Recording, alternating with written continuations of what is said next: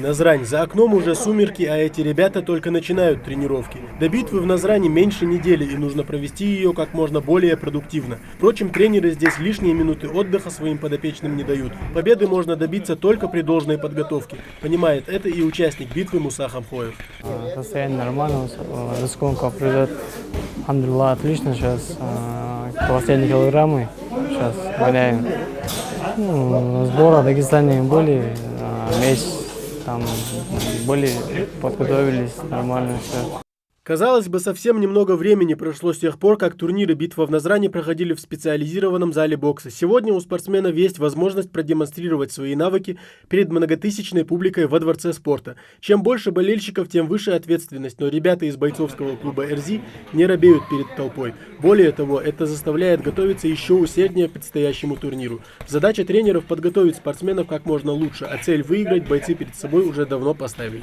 Участников у нас будет порядка 17-18 боев, в 14 из которых примут участие бойцы из Республики Ингушетия. Уже 9-я по счету битва в Назрани обещает выдаться жаркой. Претенденты на триумф в турнире выходить на ринг и соглашаться на меньшее, чем победа, не собираются. На кону участие в более престижных турнирах. И поэтому действовать как в процессе подготовки, так и в минуты после выхода в рейдж нужно осмотрительно. Одна ошибка может привести к поражению, а ухудшение рейтинга не та задача, которая стоит перед спортсменами и тренерским штабом. В турнире у нас порядка 10-9 турниров мы провели, все на высшем уровне провели, никаких проблем не было до этого. Я надеюсь, здесь не будет никаких проблем. У нас с организацией, со всеми, все вопросы у нас улажены, никаких проблем нету. Дебютанты будут именно на этом турнире, 2-3 дебютанта тоже у нас планируется. В числе участников турнира и Муслим Кациев. Он уже знает вкус победы в рейдже и к предстоящему поединку подходит так, чтобы выйти из него победителем.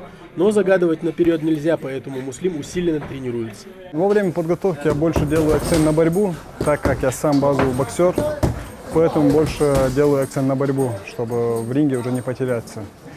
А так, сейчас уже у нас разгрузочная неделя, весогонка, вес надо подогнать. Поэтому основные нагрузки уже закончились. Изначально я готовился под другого соперника. В связи с травмой тот снялся, и сейчас у меня соперник с Азербайджана, Фуат Алиев.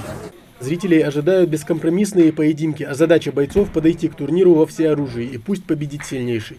Тамерлан Хамхоев, Исмаил Гатагажев, Новости 24.